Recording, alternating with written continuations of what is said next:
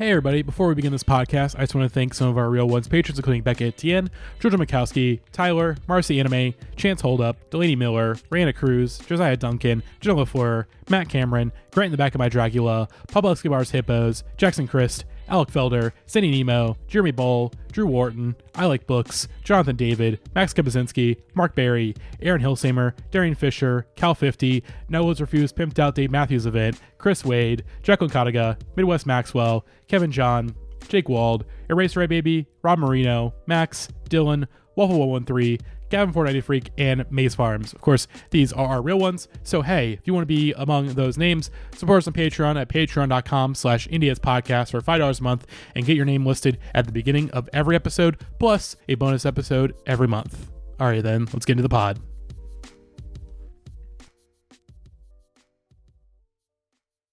Hello, everybody, and welcome to a new series on the Indieheads podcast, FYC. Well, new series, old series. So if you remember back in the day, if you're an OG head, you remember back in 2016, I did a video called FYC Dean Blunt the Redeemer, where I did a video essay about Dean Blunt's the Redeemer. And FYC started about a year or so prior as a Indieheads write-up series for the subreddit, talking about records not on our essentials list, but why they should be.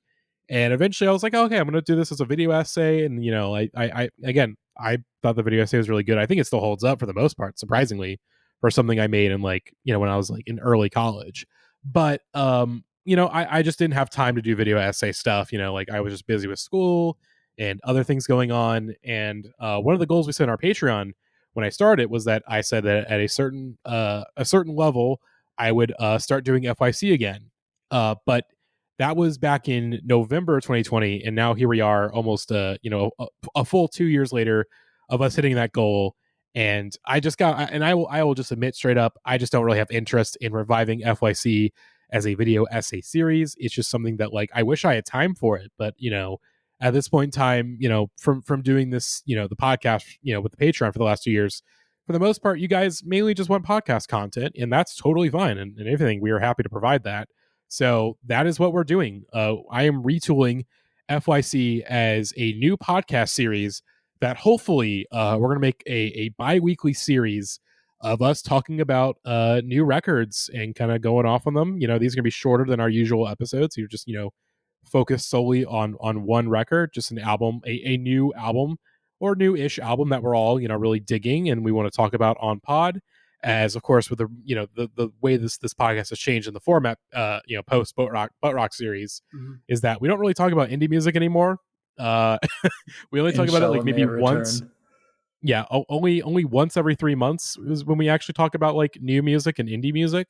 So this series is just sort of a compromise of sorts of us, where a lot of us on the cast, on the cast are still passionate about new music, and a lot of us, still listen to a lot of new stuff. I mean, literally, just ask Jackie. How many albums have you listened to from this year, Jackie? I have over 100, and those are the ones I like. So that's I've probably listened to close to 200, I'd guess, if I had to. Somewhere in that range. Exactly. So, and even for me personally, I mean, I've been putting together a songs playlist this year, just keeping track of the songs that I like from this year. Holy it's currently shit! sitting at 22 hours, I have not listened 52 to 400 minutes. new songs this year. And 391 songs. So it's a case where it's okay, many of us are still passionate about new music, and while we love the current format of the podcast, I personally love it. I think it's very entertaining, and I think it's a lot better than what we were doing before. I still feel like we still I can kind of tell, both for me personally, and I think for a number of other people, having to wait every 3 months for us to talk about new music, it's just not. It's just not reasonable. And a lot of the time when we get to those episodes, it's just either it's the discourse, not that we want to be part of the discourse cycle, God forbid, but people have either moved on from the things we're talking about, or we end up having too many things to talk about that we don't really get to talk about anything in depth, because every quarter 3 or quarter 2, whatever wrap up episode is the John Mulaney birthday sign bit, where we do 30 minutes on the first 3 albums, and then we're shit, we've got to run through 35 albums in 2 minutes. minutes. And so this is just a way for us to be like, when there's something that we really want to talk about, we'll pop in and we'll do these, and maybe we'll make some of these bonus episodes. Maybe we'll make some of these only available for patrons, and a lot of these are just going to be on main feed. Yeah, I will say, at least in terms of the release schedule, I assume we're gonna try to keep to like a bi-weekly schedule. So this one is coming out on Sunday. This is coming out on Sunday for everybody. I'm for this one.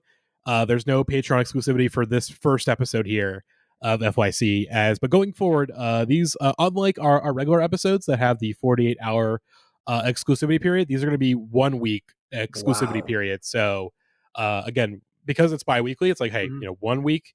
1 week on the Patreon feed, week later goes up on Spotify, and then repeat the cycle for however long we keep doing this. And it's gonna be a very loose bi-weekly schedule.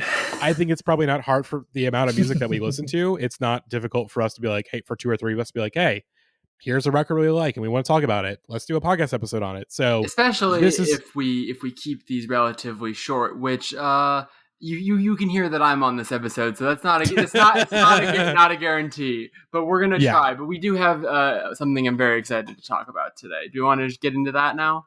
Yeah, let's get into it. So I have said my piece. So again, FYC, it is now a new series of us talking about new records that we have not gotten the chance.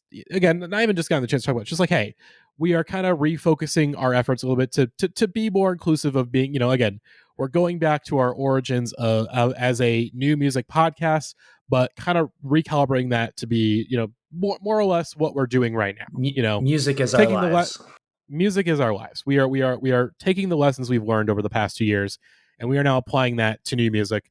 And also, Endless Stroll has been eating our lunch for like the last 2-3 years. So I feel like we need to win back some people, and this is our chance to win back some people who potentially have been alienated by us not talking about new music as much. So that is all FYC for your consideration.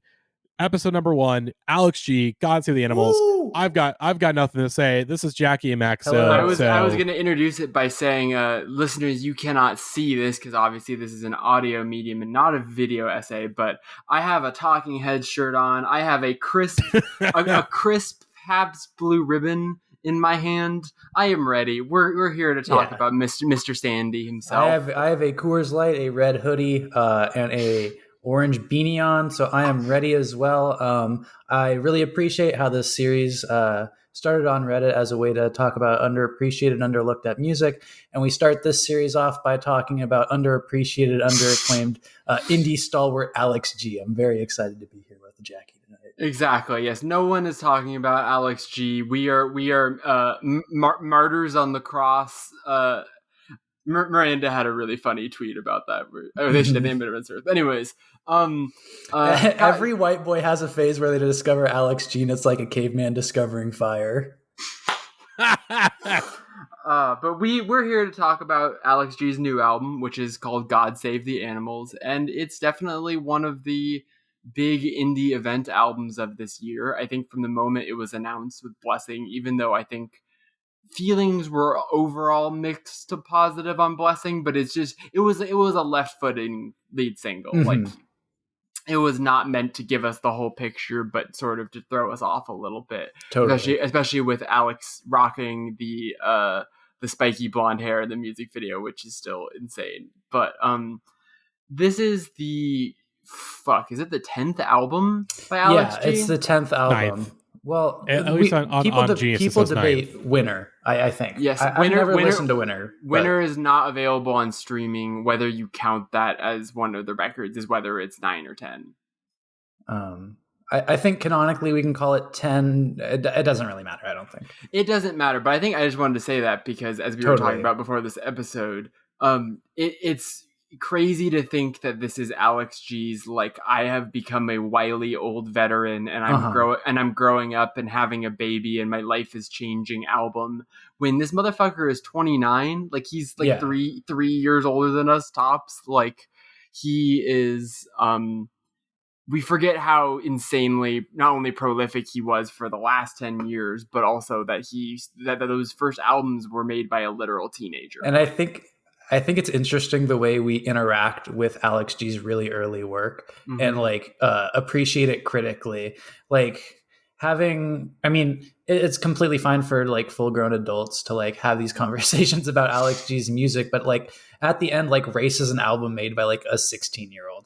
No, Like, totally. Yeah. like what is making like a rate your music score like, and appreciating the like the sonic dissonance of Race? What is that like accomplishing? And I think Race is a pretty good album, but there are obviously just signs of it being like a 16-year-old, and a lot of the early mixtapes as well have these songs that like aren't very good. I think like you could probably qualify as filler songs, and I think it's always like something that you'd have to recognize when talking about Alex G's work. It's like none of these are perfect, but you kind of have to take them in for what they are as a whole.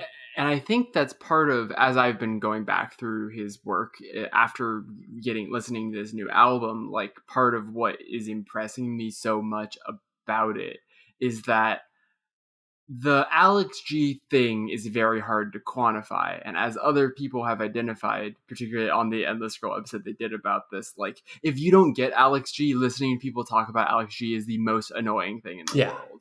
Because his music is, on one hand, very, very simple and very pedestrian is not the right word, but especially with those, that's the word that I think a lot of critics of Alex G will throw at him, is sort of like, I don't get why this is special. And I think some of what you're talking about there is like, there is a certain amount of projecting that goes onto his music because of the opacity of it, because of the sort, and we'll get into that more, but like, I think especially with his early stuff, like there genuinely was something special and compelling there that was drawing us all to it. But then because of that special something, we were also projecting a lot of meaning to what was just a 16-year-old fucking around. Right. Yeah. Hidden among those, like those songs on albums like Rules, which I was listening to today, and is incredible. And like, there are some songs on Rules that are like, holy shit, this person is an unbelievable like songwriter, even though it's like very simple. There's like something undeniable buried in there. But then there's also like a lot of just him fucking around and recording stuff on Bandcamp. Yeah, there are half-baked ideas in Rules, and like I guess Alex G has been a part of like my indie foundation. Like I started listening to indie music and like reading Pitchfork right around the time Rocket came out, and I was listening to like Yankee Hotel Foxtrot, and I think some of the Microphones in general. Like folk stuff was good to my ear at the time. I didn't listen to a lot of indie music specifically, but Sufjan Stevens was a big, especially Illinois, was like huge to me in high school. And so I was kind of primed to really dig into Rocket. And when that came out, boy, did I. And it took me a while to like get into the earlier Bandcamp stuff. But like I really figured out in like 2018, I had an ear for like kind of lo-fi pop. And then discovering albums like Trick and Rules, it had this instant click to me.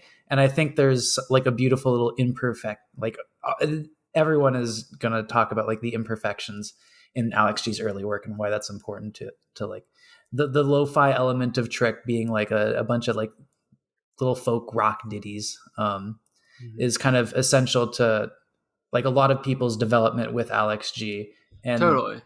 Like, but I also think that like what this new album highlights, which this new album is his first ever time recording an album in the studio, and as a result, it sounds significantly cleaner, like more rich. It's just a better produced album than anything he's ever made before. I would say even House of Sugar, which is much more. House of Sugar and Rocket show a lot more competency. Like he becomes a better bedroom artist over time. But this is the first time he's ever had the sort of tools of the studio to work with, and I think there is something about the way that he built up to it as opposed to having that stuff right away. But like I think also this album does highlight that it's not just the imperfections and the bells and whistles, which are both compelling elements of his music, that there is something essential to the songs themselves and him as a songwriter himself that is very difficult to describe. And I've spent a lot of time over the last couple of weeks trying to come up with comparison points and like people. And the one that I've came across, and I've talked a little bit with both of you about this, but I am wearing a Talking Heads shirt, and I was listening earlier this week to the Stop Making Sense podcast of Blank Check, where they were talking about the Stop Making Sense movie and about Talking Heads generally. And in the sort of conversation that they're having about Talking Heads, they were talking about David Byrne as a figure, and they were basically talking about how you can kind of broadly categorize celebrities and performers into two categories, which are people who have just an easily identifiable, quantifiable thing that they just project out to the world. Like the example being like George Clooney is George Clooney, and when he shows up in a movie, you're like, that's George Clooney, and it's just like he's so easy to read. You don't have to have any kind of experience with him. You just get what his deal is. Okay. And then the opposite end of that are the people that we never get tired of trying to figure out what their deal is. Okay. Like people that are compelling specifically because no matter how much we learn about them, especially artists, where they are constantly making music that is clearly coming from their feelings, but we are not able to really pull exactly what, like, you feel it, but jumping all the way from, okay, how does this song make me feel versus what is Alex G, the songwriter, trying to say with it? Like that disconnect, I think, is part of what's compelling to people. Yeah, like a Phoebe Bridgers to me feels like someone who's on the very opposite end of that spectrum, where it feels like she's just like put herself out there in a way where it feels like you have an idea of what she's going through, I guess. No, I don't want to say that exactly, but no, what you're talking about is, I think, she lends herself to be accessible, I guess. And the mythologize, and it's so different than how we used to put rock stars on pedestals, but more the way that we used to not know things about them, and that being a lot of what was exciting about us, like the idea of an artist being sort of mysterious, or that, like, that's just gone in the era where you constantly have to be, even like Mitski has to sort of, like, she doesn't participate, but she still kind of has to sell herself in that way. And I do think that's part of why Alex G is so compelling, because we'll talk about the sort of lyrics of this album as we sort of get into it in a little more detail, but like he constantly, whenever someone tries to ask him a question about what particular songs mean, he's very guarded, and he very much has this hard line in the sand of like, these songs are not me. I am not necessarily the person in these songs. I'm just sort of writing these feelings and these stories and embodying characters. And I think there is a certain extent to which that is true, but it's also 100% true that like these lyrics and feelings have to come from somewhere. And I think God Save the Animals is the most he's ever been comfortable with allowing the audience to really get what he means. Totally.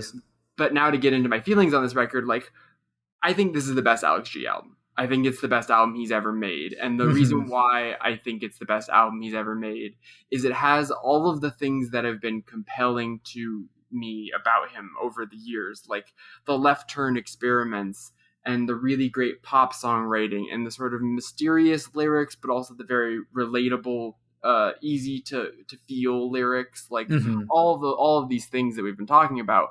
But it doesn't it gets rid of all the stuff that occasionally doesn't work in Alex G albums without sacrificing any of that. Like, it doesn't have the same detour structure that Rocket has, and we won't relitigate that on this podcast, but like, it avoids doing that without getting rid of all the experiments entirely. Like, I earlier today sent Max my playlist called I'm a Fixed Rocket, where I basically took the middle section out. Exactly. I would agree.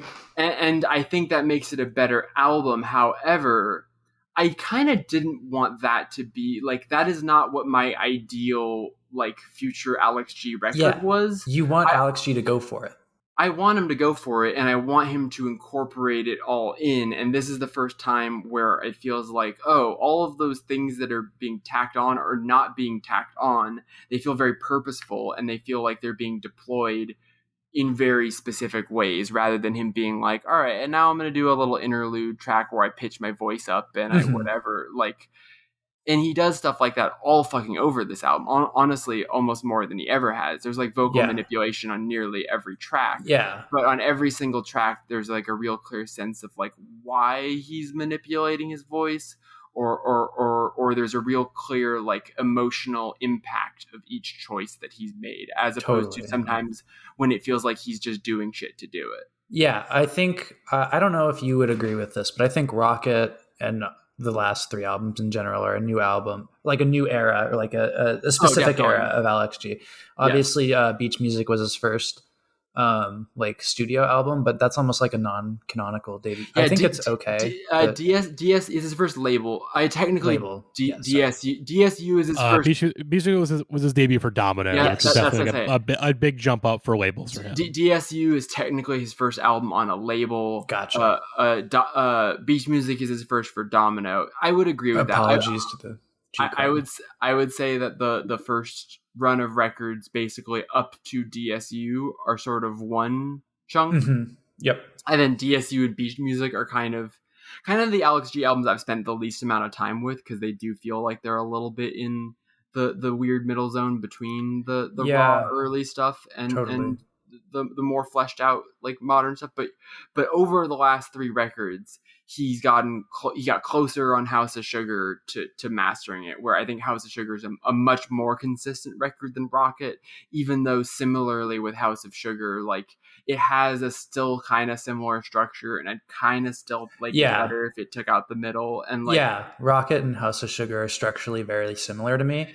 In which they have those middle sections where he just like, I'm gonna get weird with it for a little bit, and I don't think they land for me in either case. The more time I spent with House of Sugar, especially. And the problem is not that he's taking an extended section of the record to get weird with it, because I think that God Save the Animals very much does that. Mm-hmm. I think the difference is that on the previous albums, even on House of Sugar, the tracks that do more experimentation really do feel like they exist in their own universe separate from the other Alex G songs. They feel like they're either in a different category, or they're like an interlude, or like things like and that doesn't mean that like I think the best example being that I really like Taking. I think Taking is a great song, and like I think there are songs on previous Alex G records that really strike that line between the experimentation and the kind of actual songwriting well. But then you've got stuff like Project 2 and Near that is just like, okay, this is just it's a bit is what it is. Is it not necessarily like he's doing it ironically or for humor, but that it feels like its own distinct experiment separate from the album. Whereas this album, the kind of centerpiece of it is the back-to-back of Cross the Sea and Blessing, which are both singles, and both not only because they're singles, but they're both songs that stand on their own as like songs. Like you can listen to either of those songs as its own standalone piece and have it feel like it's its own distinct thing. So, and that makes like such a difference, because then on this record, when there's an extended period of time basically from the second half of, or even if you want to include SDOS, like from SDOS to Blessing, gets pretty fucking weird with it. Yeah. Insofar as like indie goes, is 100%. But then every single one of those songs has a hook to it. It has a structure to it. It is like a real song, as opposed to some of them just being ideas. And reading the Alex G interviews, like he makes like a point to say like, I'm making more fleshed out songs. I'm leaning into like the more pop elements that he hasn't really embraced before. And especially with songs like Runner, you can feel that. I think that's a good step for him to take, because I think he's always been close to it, especially with like Trick. Like I wouldn't call like a pop album in any way, but it's close. And I can kind of hear it there if he just decided to take it a little bit of a different direction. My first take when like listening to this album was kind of like, he does a lot of funny voices, like more funny voices than he's ever done before. And then I started to realize like that was like playing to his benefit, because it doesn't feel like, because like I said about Rocket and House of Sugar, there's a very like set experimental section, and you kind of enter that cordoned off. It's like, okay, we've entered the funny voices zone. Yeah, exactly. And when you've kind of created the demilitarized funny voices zone, then like I almost like tune out a little bit. At least when I listen to like Rocket, I appreciate Brick and the songs around Brick being there, but I could also do. I love how you just avoided bringing up Sports Star, so we couldn't I forgot do Sports Star was about there. We don't need to get into that because I'm not going to push back against you enough. Although I kind of did want to bring it up just because I've always said to people, like, my issue, I think some people don't like that song or like don't like Brick because they're just like, I want you to be an alt country guy. Why are you doing this? Whereas I'm like, I think it's fascinating that you want to make like a Frank Ocean or Lil Uzi Vert song, but he was really bad at it back then, and he was doing it on his laptop at home and using like an auto-tune preset that sounded awful. And now he has an actual studio and has, I think, a better grasp not only on how to use those vocal modulations with a purpose, but also just how to use them, period. Like how to do them effectively. Yeah. I since like the beginning, since like Trick and Rules, really, you could tell whenever he wants to do like a down the line indie song with some good lyrics, he could just pop them out. Like it's as you were saying that, like him finally embracing the pop instincts, that is the other thing. The other person I've been talking about trying to sort of unpack Alex G is Stephen Malkmus, the front man of Pavement. And I think their early stuff is, especially Rules, I was realizing today, is like the most Pavement-y Alex G album. And in general, they have a similar sort of thing where Stephen Malkmus can write an unfucking believable pop song, and he's constantly like trying to self-sabotage himself from writing that perfect pop song, and like kind of can't help himself. You know what I mean? Yeah. Like in the same way that, like, famously when Creep made Radiohead, the little guitar strike thing right before the chorus, of course, Creep, was a song I've heard, was Johnny Greenwood trying to screw up the song. Literally, Johnny Greenwood was like, this song is stupid, I'm gonna come in early and fuck it up, and he made the song. Like, he didn't, like, he was literally like whatever, I'm just gonna like interrupt it with this ugly guitar sound. But of course he made maybe the most iconic moment in the song as a result. And like the similar thing happens with Pavement albums, where it's like, it's not that he's not trying, but it's just that, like, it's the conflict of someone that knows how to make a perfect pop song, but finds that a little too simple and easy and wants to like not hit the nail exactly on the head. And so they're constantly like tying themselves in knots. And so that's why the Pavement album that this album reminds me of is Brighten the Corners, because Brighten the Corners is the Pavement album that sounds the cleanest and the prettiest.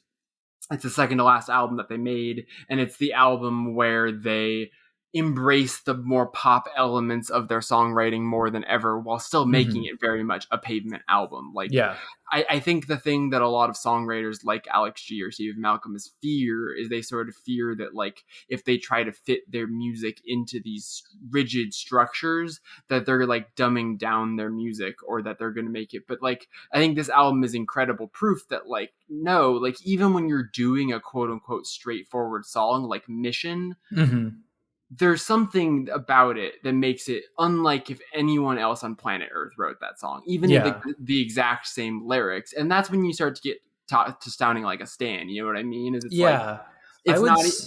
not even what he's saying. It's like the way he's saying it.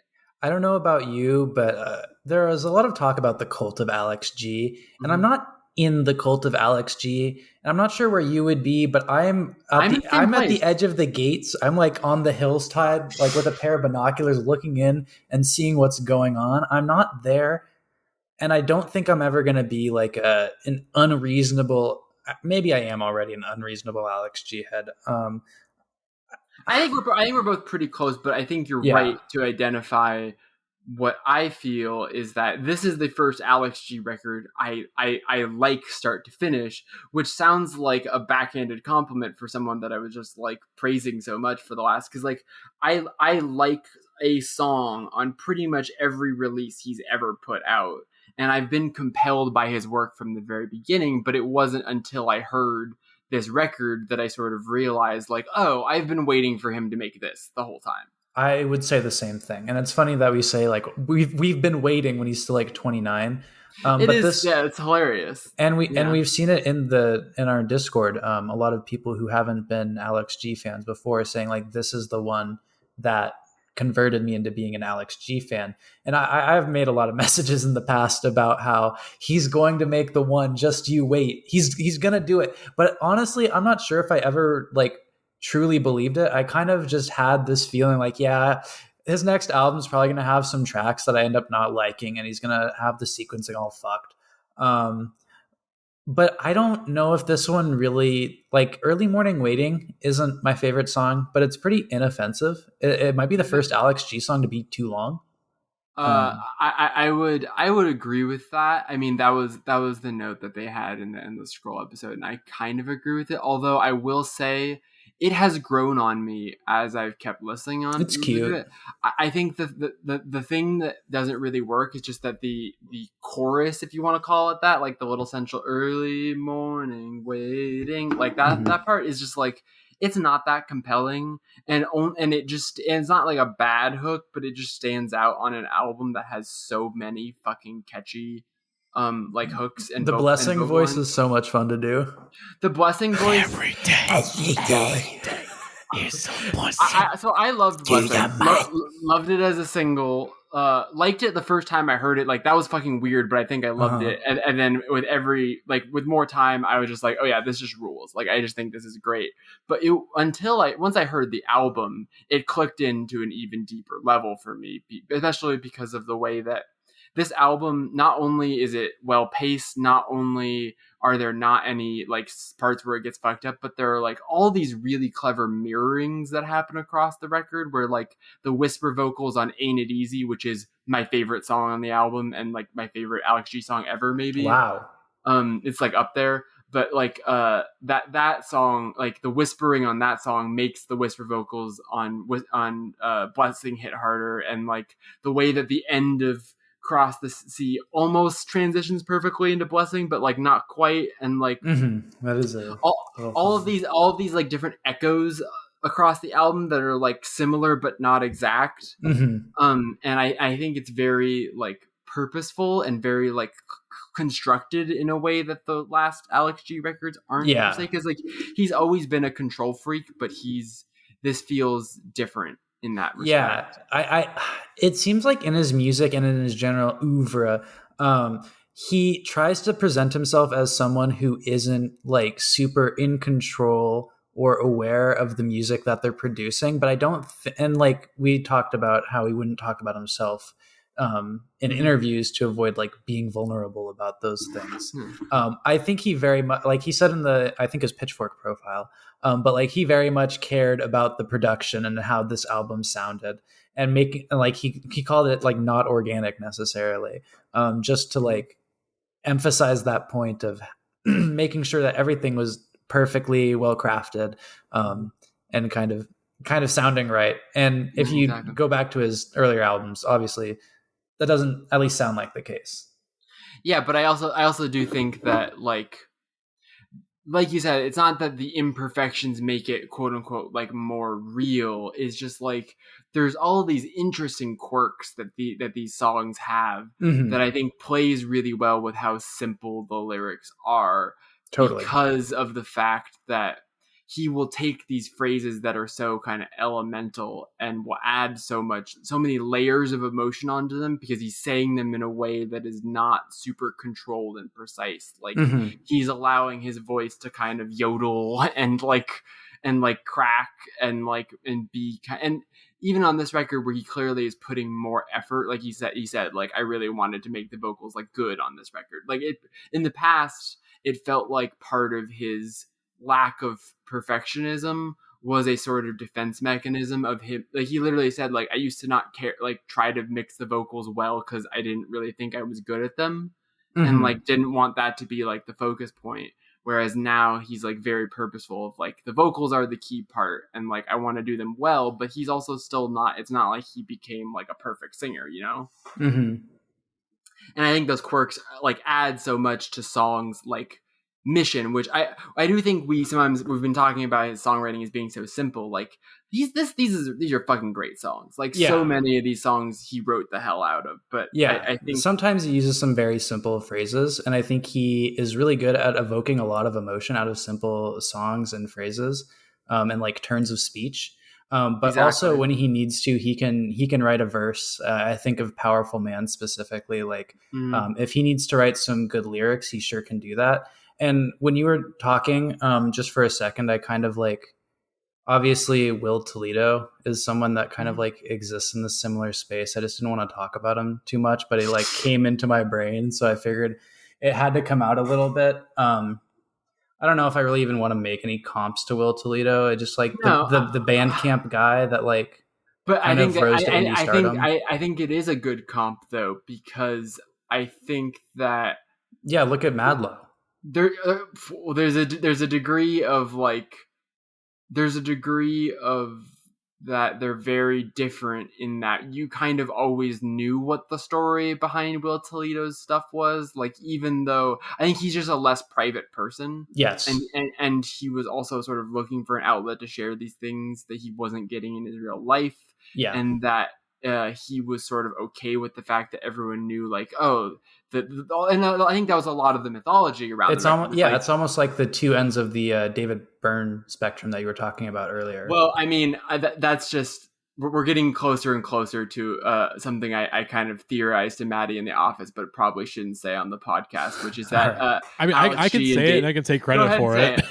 Go ahead. Maddie. So again, Jackie told me this, and here's the thing. Well, actually, Jackie, you say it, and I will. As me as an autistic person, can agree. I give you my blessing. I give you my every day. I ran this by Maddie in the office. Alex G and David Byrne are the two different types of autistic guys. This is true. Jackie's right. Basically, right. It's like both of them are like have this clear, like, and I think the thing I found, the reason why I started thinking about this comparison between the two of them was that there was a quote from Alex G, I think it's on the Genius page, but like about the album in general from one of the interviews, where he basically was talking about why he wrote an album about faith in general.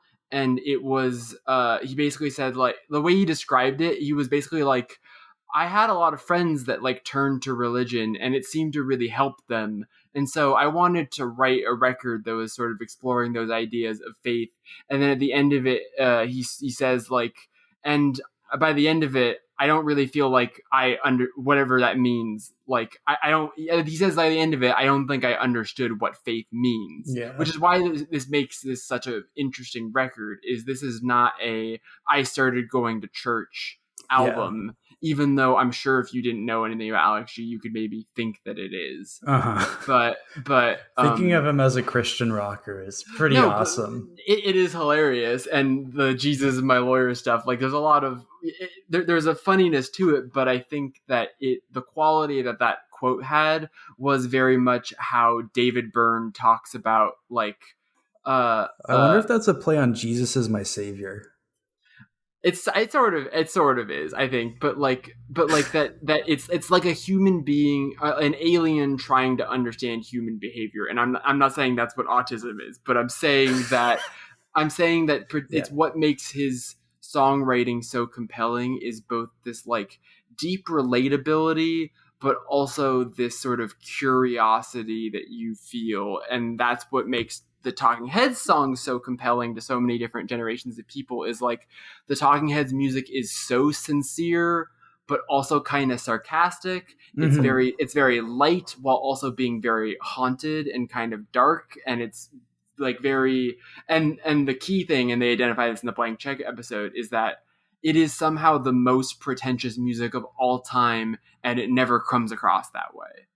And I think those are all things that are very true for Alex G as well, in that his music is very sad, but it's not like very sad in the way that when you tell someone they're a Bandcamp artist and they make very sad music. Like, this record doesn't have a lot of like really crushing like stories or like tug your heartstrings in the more traditional sense. Mm-hmm. But like, he has this way of being really funny one moment, and then the next moment there will be a line that like takes your breath away and it always does it in a not very heavy-handed way. Like one of the line, like the I walked the idiot mile line on Mission gets me so hard, and that's like not a line that he's ringing out in a really melodramatic way, but you can really tell by the way he says it, like the feeling that is behind the sentiment.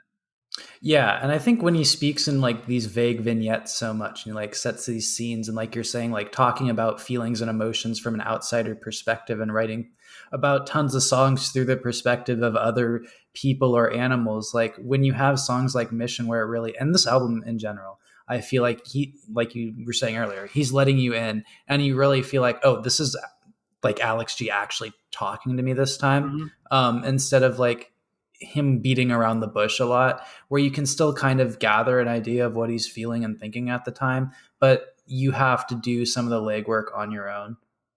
Whereas this time, I think it's laid out a lot clearer. But it's also the thing that made me really happy about this record is that like I was saying, that I imagined a world where we got the quote unquote mature Alex G record, and it got rid of it was a beautiful thing. No. But like, I imagined it being kind of a bittersweet thing of like, oh, he got rid of the problems, and now we have a whole album of like Prouds and Bobbies, and it's like, oh, this is really good, but he's become Wilco.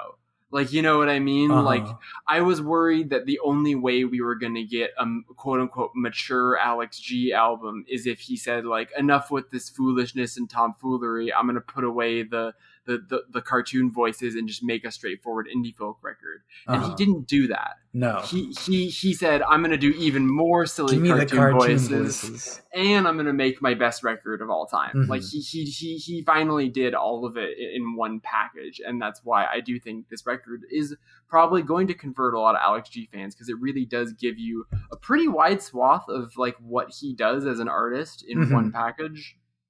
Yeah, I think this is his best. Like, I think moving forward, this is definitely his best entry point, because, like you said, it doesn't shy away from the moments where, like, hey, he's like an indie guy, but he gets kind of weird with it sometimes, and it's never too weird if you're not like specifically a fan of indie music only. But it's enough to make your head like turn away from like some pretty down the line indie songs sometimes. And getting back to what you were saying about him like letting us in on this record in a different way, like I think that part of it is just a sort of defense mechanism, right? Like part of it is he just doesn't want to he doesn't want to have to talk about these things in interview. I think that's really more what it is he's like, I don't know how to articulate without just telling you the things that happened in my life that led to me writing this song, which I don't want to do either. And which so very totally understandable. Like, right. Like he doesn't want to, and he also doesn't want to nail these songs down to this is what the song means, which is what all songwriters kind of struggle with. But then you have songs like Miracles on this record where, and this only happens because we have just enough glimpse into his real life to know that he is having a baby with his girlfriend Molly. And so that fact obviously weighs over our interpretation of the lyrics to Miracles, but it also doesn't, we don't need that, because the lyrics of Miracles are more plain spoken than ever. And even if he is writing in a character, like even if those lyrics aren't how the conversation exactly went with his wife or whatever, like you can't pretend like that's not coming from some genuine place. You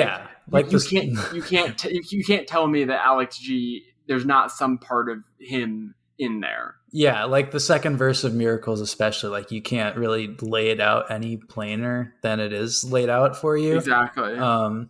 And I think that's like a beautiful thing when you've like kind of taken in the context of Alex G's entire arc of like kind of fucking up and recovering and moving forward from it, and like how we pick ourselves up after that happens. And I think Alex G, I think he kind of, like you said, in his maturation album, it is kind of like moving forward from that and growing up, getting older, like making this your job, making this your life, making songs people want to hear, and like the other facets of growing up, like falling in love, having kids, like you've seen him like kind of through his music fuck up a lot, or at least talk about fucking up a lot. And so to kind of like see it all culminate in this album is something that I think like I think it's why the cult of Alex G fans are like, they're buying season passes. And that's part of the whole thing with like the earlier Alex G records having those sort of experiments, is that part of it was you were sort of like, oh, this is part of the process. You have to accept all of the oddities as part of the process that gets us the stuff that we like. But also part of it is the sort of reality of being an artist that's prolific, who starts out just as a Bandcamp artist, uploading things that they never expect to be like become canonized.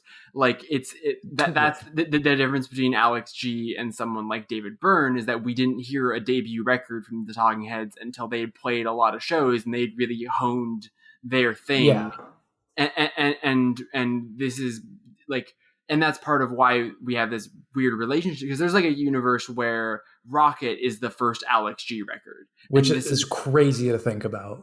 It is crazy to think about, and I'm sure that whatever, all those, you kind of have to rewrite history to imagine this, but like a universe where Alex G is just performing all those songs in like a local scene, and eventually there's like some compilation of like the early Alex G work that gets released later, but like it's not like whatever. God, and a Bandcamp era Alex G comp, if that came out like 5 years after the fact, would go insane.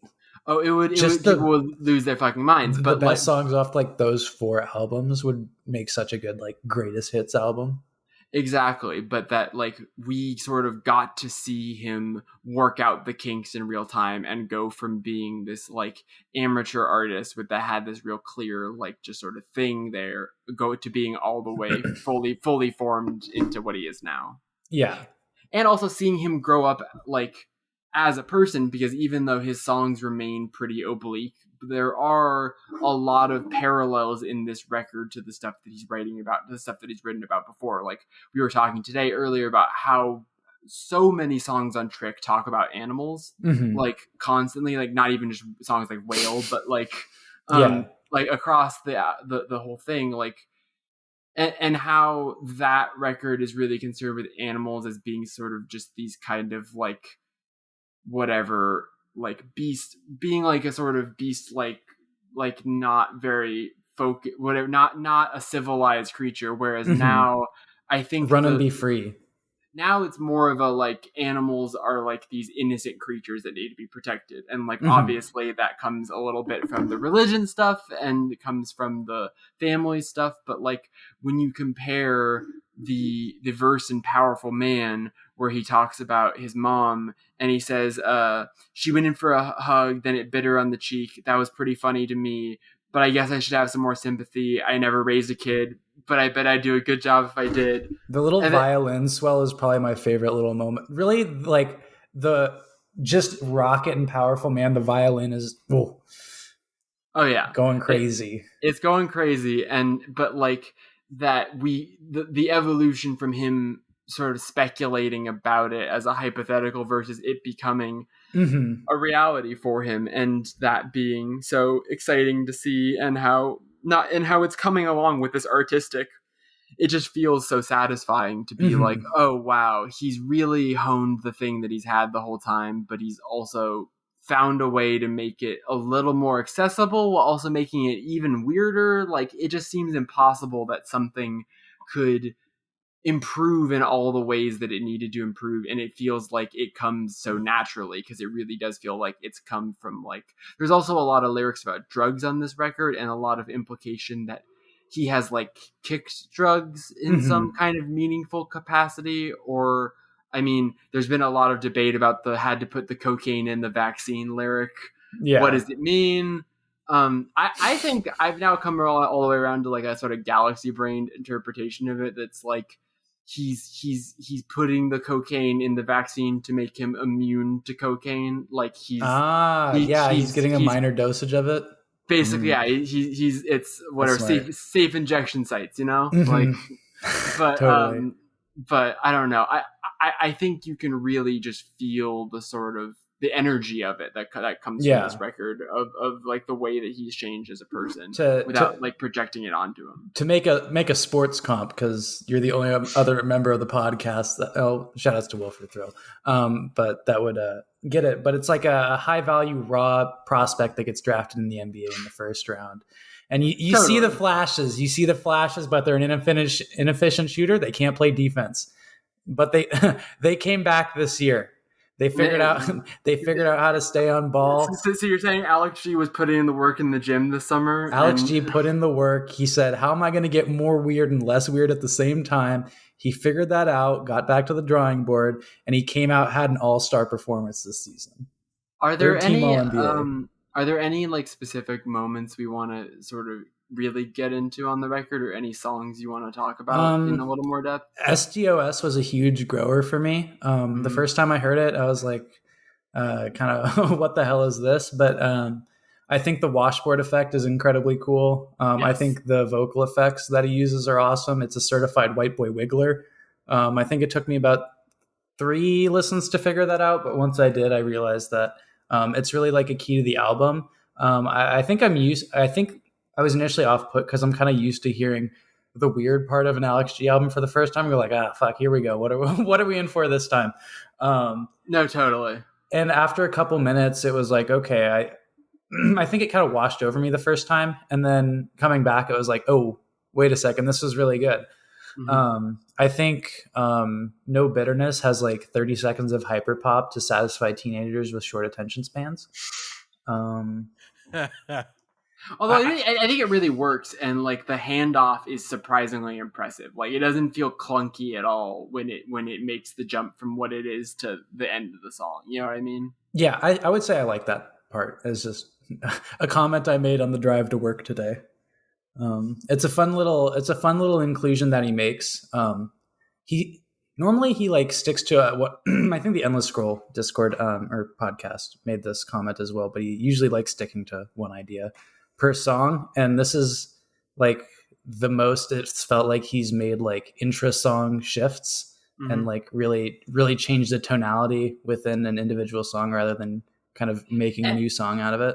And I think that's really the thing that makes this record, is that because he pulls off those shifts well and the sequencing works really well, is that the ideas feel like they're stitched into the fabric instead of they're being isolated in their own chamber. You know what I mean? Like how and then that leads to the feeling of things connecting together. Like I think the groove on SDOS reminds me a lot of the groove on Blessing. I think there's like kind of similar, a sort of mirroring going on there, and the low vocals on SDOS and the low vocals on Cross the Sea, and like I said earlier, like all these little like mirrorings and things, or like the way that Immunity and No Bitterness are kind of spaced out from each other, those being the most like quote unquote hyper pop influence. Yeah, definitely.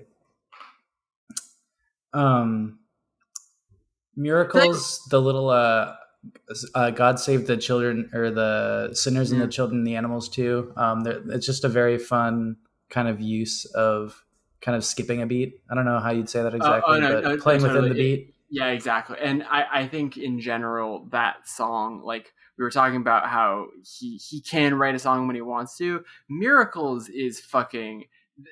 It's an Adrian Lenker song is what it is. It's a big, it is a big right. song, because it has the same Alex G simplicity and has that kind of little bit of opaqueness, but he's really leaning into like a real spirituality that feels very similar to the way that Adrian writes about. He's looking inward and outward at the same time. I mean, literally, just the first verse especially. I see great waves coming our way, beautiful sunsets on lost and lonely days. Infinite futures become a simple past. Everyone whimpers, nobody lasts. Mm-hmm. Like that's just that's a fucking Dragon New War Mountain lyric, and it's also the most kind of Big Thief sounding instrumentally. But I think that it still works really well, because then after having that first verse, which is way more writerly and poetic than Alex G almost ever gets, the second verse hits you with how raw the simplicity is, where he immediately contrasts that with you say one day that we should have a baby. Right now, baby, I'm struggling. We'll see. You say that we should have a baby. Well, God help me. I love you. I agree. Like just and that when he's using those simple phrases, they are so commonplace, but like you're saying, he puts just like a little spin on them. Like he finds a way to say something that you think you've heard before and say it in a way that the way it hits your ears, it feels new.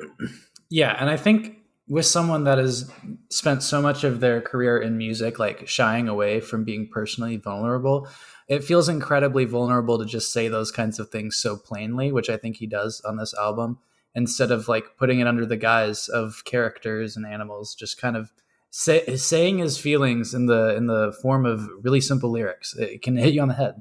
Totally. I made a reel, a quick mention to it earlier, but "Ain't It Easy" is Jesus Christ. That's it's. I said earlier, it's one of my favorite Alex G songs of all time. I've listened to it like 20 times. I think this record has a real good sort of narrative arc to it, where it starts out at kind of, I think the sort of cycle of the record, instead of it being a sort of sonic thing where like there's this gulf in the middle of it, like it's very thematic, where like the beginning of the record feels like he's at the sort of clear-eyed place, but he's sort of going through a change. Mm-hmm. And then the middle of the record feels like him kind of depicting sort of being lost. And I think "Ain't It Easy" especially is a song that's like really clearly about like addiction and about like I should have known that you had lost control, working every night until the dawn, finally sleeping with the headlights on, and then just like the repetition of "Ain't It Easy," mm-hmm. and the idea of it, like, and the way that song sounds too, and it being like this thing that you can just kind of slip into without even realizing it. Like, yeah, I think that is so compelling. And then I think the way that the record basically bottoms out with Headroom piano, which is awesome. And even though you don't understand any of the lyrics mm-hmm. of that song, it doesn't feel like an interlude. Like, it does feel like its own kind of fleshed out thing. Mm-hmm. But that being like kind of the dark night of the soul that then goes right into Miracles, where it sort of feels like all of a sudden you get this like snap into clarity, and you get really like what is some of the most unvarnished and clear songwriting that he's ever done on mm-hmm. Miracles, and then going into Forgive, which I understand why some people think that Miracles feels like the closer, but I think Forgive is so necessary as mm-hmm. the last great grace note of it, because that the darkness creeps back in on Forgive is the mm-hmm. thing. Like, it's an acknowledgement that even though he has this newfound sense of purpose, that he still has those lingering things that are hurting him, and that the only thing he can do is forgive yesterday and choose today. Mm-hmm. And yeah, I think that's a pretty succinct and accurate summation of the Alex G experience. Mm-hmm. Like we said before, it's very interesting to see that new people are on board with the Alex G experience, because I think he's a compelling figure to talk about. I think especially more so than he lets on, because I mean, at surface level, he's kind of just like a slacker rock indie guy that made Bandcamp albums and is now like a big indie guy, and he's just like a dude. And I think at face value that doesn't have a lot of merit. But I think looking in at kind of the person Alex G is and the kind of music he makes and his own reflections on the music that he makes, it presents a good case for kind of treating him with a little more seriousness than a lot of acts these days. And I think there's a way to separate that from like the, oh my God, he worked with Frank Ocean hype. You know what I mean? Yeah. Like, I do think that part of why people get annoyed with Alex G is that they were just sort of projecting a lot onto him and projecting a lot of expectations onto him. But I also do feel like this is him kind of living up to those expectations. And this is him kind of being like, all right, I am going to make a capital I, like, important, great record or whatever. And I do think that even though I like the journey it took us to get here, and it's not like I'm like, I wish you'd been doing this the whole time. Like, I think all the diversions on the road were interesting, even the stuff that I really don't like. But I'm very glad he got here. Yeah, I think starting with Rocket, I would say he was putting in an effort to make like his best album, or like the album, I guess. And I think this is the time where he stuck it hardest. So I'm excited to see where he goes from here. Obviously, I'm in the Alex G. I'm outside of the camp, but I'm not far away. So I'll be listening to whatever he puts out. But it's nice to see him kind of continue to grow as an artist and make me feel like he's not kind of peaked and just gonna kind of coast off fumes for the rest of his career. And then he still has ideas and is still kind of willing to challenge kind of his typical song. Yeah, totally. I have an Alex G ranking. I did this for the first time today. I don't know if you made one, Jackie. I didn't. I would need to. I was going through the discography today, but I would definitely need to. I need to revisit Beach Music and DSU. I think honestly, an Alex G tier list, because right. This is a very we're looking at a tier list on tiermaker.com that's already filled out. Every Alex G album besides Easy and Winner are all in the perfect or great tier. So there wasn't a lot of kind of debate. Yeah, this is from early 2011, so it does not include We're All Going to the World's Fair and the new one. I should mention World's Fair soundtrack rocks so much, and also you can totally see some of the ideas that end up being fleshed out on God Save the Animals being either worked out or inspired by the work he did on World's Fair. Particularly like some of the synth textures on that album feel very similar to the big... Where are you putting rules? Whoa. Yeah, again, I'm just doing this myself. And slow down there, Captain. Slow down there, partner. I guess we can put a little tier list or a little collective group rating. I will say my basic takes are just that I think God Save the Animals is my favorite pretty clearly.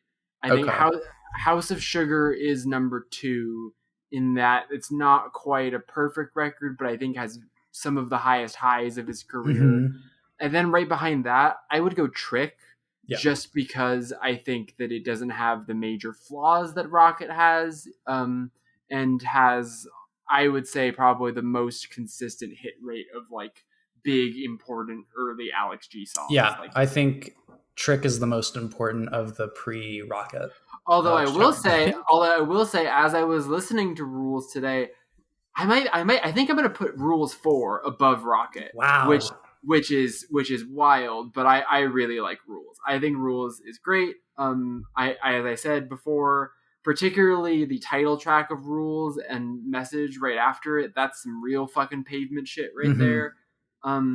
And I think in general, it does get overlooked because it came out the same year as Trick. Yeah. And I think they're both really, really strong. And then I go Rocket, which like, obviously I have my hangups with that album, but as I do acknowledge, like the best stuff on Rocket is pretty fucking all time. And I do think that there is a lot of great stuff on Rocket, but I think Rocket is really not just that it dips in the middle, but it's also really front loaded. Like Proud County, Bobby, Witch is just like objectively the strongest part of the record. And even though you do have Powerful Man and Judge later on, I think Alina, Big Fish, Guilty isn't like strong enough of a sticking in the landing to justify. I love Guilty. I like Guilty. I like Guilty too. It just wouldn't make my like if none of the last 3 songs are making my kind of top tier of Alex G songs. That's fair. And it's got this dip in the middle. I think of all of his albums, I think it's the most uneven. Mm-hmm. And then after that, I probably put DSU Beach Race last, or maybe put Beach Music last. I'm not sure. I have to go back to Beach Music. Yeah, I do really like Kicker and Salt. Kicker's awesome. Yeah, Beach Music has some good songs for sure, but I think there are some moments on Beach Music where it really loses me. I think DSU is kind of like the PBR guys. Like DSU will be like disproportionately high on those guys' charts. I think it has a lot of qualities that lend itself. I think there's a little bit of very classic hipster mentality of I got into Alex G before I was cool with DSU, just in that I think there are a lot of people that DSU was their Alex G gateway album. That makes sense. And then when Rocket came out a couple of years later, and then from there on, like Rocket coming out, and then also the Frank Ocean co-sign happened. Mm-hmm. Like, I'm sure Frank there Ocean was Self-Control. I'm sure there were some salty PBR motherfuckers that were like, well, Yeah. I was into him in DSU. Yeah. I've thought about the songs on Race more than Alex G has. Personally, I think I have Animals at 1 also, and Rocket is right behind that. They're very close to me. Rules is 3rd and Trick is 4th. Those are House of Sugar is 5. Yeah. I was listening to it today, and I found myself I really like Southern Sky still, but like Hope and Gretel have diminished a lot for me. That's fascinating. Hope is my favorite of all those singles. I think it's fantastic. Yeah, that's fair. I think I posted in chat Crime I was thinking about today, and I was like, damn, that's one of the best songs on the album. Crime is an absolute fucking showstopper. And although I was thinking a lot about Hope in reference to this album, just because Hope is one of the poppiest Alex G songs up until that point, but it's like very poppy in kind of a counterintuitive way, because it's one of the most explicitly sad songs he's ever written, and one of the songs that is like most nakedly about like it's about grief. It's about a group of people losing someone to a drug addiction and staying up all night throwing bottles at the wall, like all that stuff. But like it just has this, like, it's the first Alex G song that really feels like it has that propulsive momentum running throughout it, like pop music has. And I think that he, on this record, really perfects that with Runner in such a way that does make Hope feel a little more simple, maybe. I don't know. But like, I think that song is like, because that song doesn't have a chorus. Like, it has it has absolutely no pop structure to it. Don't Platinum, no features. In a traditional sense, but it is also insanely fucking catchy. Yeah, it is a catchy song. I will agree. I will say that. Also, shout out to Delaney, because I was going through this record today as well, and In My Arms was hitting different for me today, and I was like, respect. As opposed to comparing it to Rocket, I think the dip is less significant in this album, which is really just that I don't really care for Project 2, and I don't like Bad Man. I would agree with that. I'm sorry, Rose, but I like Taking, and Sugar is just okay, actually, but the whole back end of the run of the album, In My Arms, Cow, Crime, Sugar House, like fully gets all the way back into goated zone, as opposed to Rocket, which the end of it doesn't quite stick the landing. Yeah. It's hard. I think the highs on Rocket for me just go a lot higher than the highs on House of Sugar go. That's fair. I would agree. So I would say that's fair as well. I just think House of Sugar is more consistent, and I think there's less of a difference there. That's fair too. I think the gap between House of Sugar and DSU is very large. I think DSU, Race, and Beach Music are all significantly lower. House of Sugar could be 3 on a different day, but it was just how I'm feeling right now towards like music and sounds in general. It's just like Walk Away specifically, when I like heard that today, I was like, damn, I don't want to listen to this album, which was a really interesting experience, because normally I remember really liking that song when it first came out. I had that with Near today. I like Talking a lot. I think Taking is incredible. Taking. You do like Talking a lot. God damn it. I threw that one up. I threw that one up on the backboard, and Matty jammed it home. Easy layup. But no, Taking is a great example of like what I was talking about earlier, of like an Alex G a song getting weird with it in a way that doesn't feel like it's derailing the songness of it. You know what I mean? Mm-hmm. Yeah. We're like Near, it's just kind of like, yeah, man, you're doing this just to do this, and that's okay. Hey, Near is great. I don't want to hear anything. Near's fine. Near is great. Again, I'm keeping my opinions on this episode to a minimum, because again, I don't have a lot to say about God Save the Animals. But yeah, Rocket, House Sugar, both great records, in my opinion. Rocket I like a little bit more. Oh yeah. Sports Star is good. Sports Star is such a good song. It's the best Alex G song. That's crazy, Cap. Fucking you're gonna bait me with that one. That can't be true. And it is true. That's my personal take. I love Sports Star. I forgot you're a Porches listener. Yeah, I was about to say it is the Porches fan in me a little bit. Or the former Porches fan, I should say. I have not liked the Porches record. I both think and there's a variety of reasons I don't like it, but I was listening to it again today, seething with anger. And I think one thing about that song is that you were talking about maturing. It's like he didn't mature in the sense that he stopped doing weird shit. He matured in the sense that like he literally on Sports Star, there's like the part where he's like, I'll sing how I want, I'll say what I want or whatever. I'll play what I want to play, I'll say what I want to say. I want to see you be brave. No, but that to me always literally read as like, I can do whatever. It literally read as like a child being like, you can't make me write a good song. I'll write a bad song if I want to. Don't tell me what to do. Whereas now I feel like the experiments are, like I said, purposeful. They feel like they're working toward an end goal. Whereas Sports Star, I just think is a meandering bad song. Mm-hmm. That's totally fair. Yeah, like. I like Sports Star, I think. But like, I'd like it if it was. I would be fine if it wasn't on Rocket. Like if it was just like a Lucy, I'd be like, cool, that's fun. Exactly, and that's how I feel about Brick. Is that I'm not anti-Brick, but I just don't feel like the diversion adds anything to the record besides Alex G saying, "Hey, look, I can do this too." Yeah. No, like, I mean, yeah, like I said in chat today, Rocket is half of like a perfect indie album, and Alex G is always all right. I was not coming. I was not again. I don't want to have takes this episode. This is not again. Rocket again. I was telling Max this before the call because Max wanted to hear my takes on the new album. Which the new album, I will just say, I'll just say for the record, I'm not the biggest fan of it, and I'm not the biggest fan of it because I think the reason why this is like becoming like the one for you guys is the reason why I think I'm not as into it is that it is the most streamlined Alex G album yet.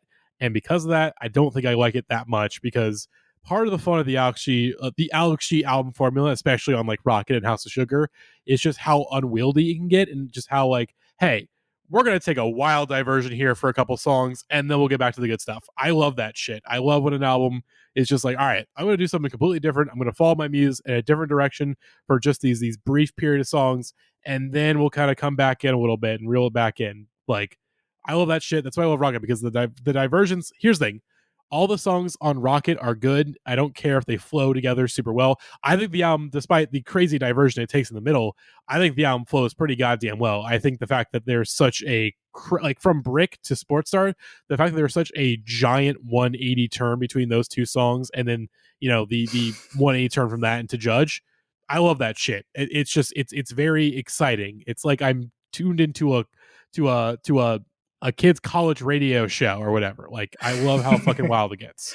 And God Save the Animals, its diversions are it's much more streamlined. It's a much more cohesive record where it feels like when it does take a wilder swing, it feels like okay, this makes sense within the context of the record. It's not as wild of a swing that he would take in the past. Where I feel like those super wild swings he would take were very polarizing, obviously, as you've heard from Jackie MX. But I did love how polarizing they were, and I think in this case, I know he can take bigger swings. I get why he didn't take the big swings he could take for the sake of making a more cohesive, cleaner record. For this being like his first like proper studio record. I get what you mean, but I just think that he is taking really big swings. I just think that he pulls them all off, and none of them fall on their face. I think that's what you want to see him, but I love. But that's what I love is that again is that he can take these big swings. Alex G is like the forefather for all the white boys you love now, like pendant.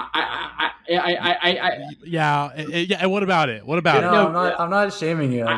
I agree with you. It definitely is a little more streamlined, but I think it does that without sacrificing. It still has fucking. I mean, he does an underwater robot voice and says "naked in my innocence" a bunch of times. Maddie, like, what else do you want? Like, he went hyper pop. He sounded like the Gex. It sounds more like Jane Remover than it sounds like Gex, but yes. Yeah, for sure. In general, I think it still takes really wild swings. I just think that because it's so much better produced, that those wild swings don't like jump out like these jagged edges in the same way that they do in other records. Which is fair. And I like I still like that, even though his stuff was getting a lot more like professional recording wise, there was still that jaggedness. And this, being a proper studio record, I feel like that's why there's a slight disconnect with me in this record compared to like other people, where like, again, and I'm not even like an Alex G purist. Like, I'm not someone who's like, oh, those early records. It's like, I got him through Rocket. Like, Rocket was my first Alex G record that I like really was like, wow. Like, I think I listened to Beach Music when it came out, but like Rocket was the one where I was like, wow, this guy's really good. Maddie, you should fire up Trick again. You might always. I've listened to Trick in a little bit. I do like Trick. I like Trick. I definitely need to like that in DSU. I need to run through again. But I listen to Trick a lot. I would say Trick and Rules more than DSU, but Rules I definitely need to return to. But Trick, I like Trick. Trick is good. Rules might play to your sensibilities. I think Rules is like him being a kind of down the line, broody singer-songwriter. Yeah, there's a little Lomelda, I would say, kind of adjacency to Rules that he doesn't have elsewhere. Like, not that he's more straightforward on that record, but there's just sort of like, I don't know how to describe it. But yeah, he's a little more croony. But yeah, we've talked plenty about Mr. G. I think we can wrap it up there. Do we have any final thoughts on God Save the Animals? Nope. I think I've gotten them all out. All right. Well, alrighty then. So there we go. FYC episode 1. Again, bi-weekly series. This one's just going up for everybody. Same time, Sunday. Patreon probably a little bit early just because our distributor for like all the other podcast platforms is weird. But next episode, I feel like we again, subject to change, but I feel like next episode in 2 weeks. This is a record that we've been talking about. You probably, if you follow us on Twitter, or like me and Jackie on Twitter and a couple other folks, we're a big fan of this record, and I feel like it's time to talk about it. This new Cheem album, Guilty Pleasure. That again is a record I really like. I want to talk about it on the podcast. We have not gotten a chance to. That's episode 2, and of course, just a reminder that is going to be up on our Patreon 1 week exclusivity period. So 1 week again. I'm not sure what day it'll go up. Probably like Wednesday, if I had to guess. Like in 2.5 weeks from now, I'd say. So again, subject to change though, but now again, this one was like, basically it's like, okay, Alex G, big artist, let's start it off. Next week I'm about to cook. It's my series. I'm getting ready to cook on the next episode. Next week, Maddie and I are calling all Chuggalos. We're calling all Cheem Nation. We're gonna have a fun time with that one. Yeah. All right, then. Thank you for joining us for this little episode of the pod. We will see you all very, very soon. Bye-bye. After all, there's no way of apathy. Well, you and me, we got better pills than ecstasy. They're miracles and crosses, miracles and crosses. Miracles and crosses.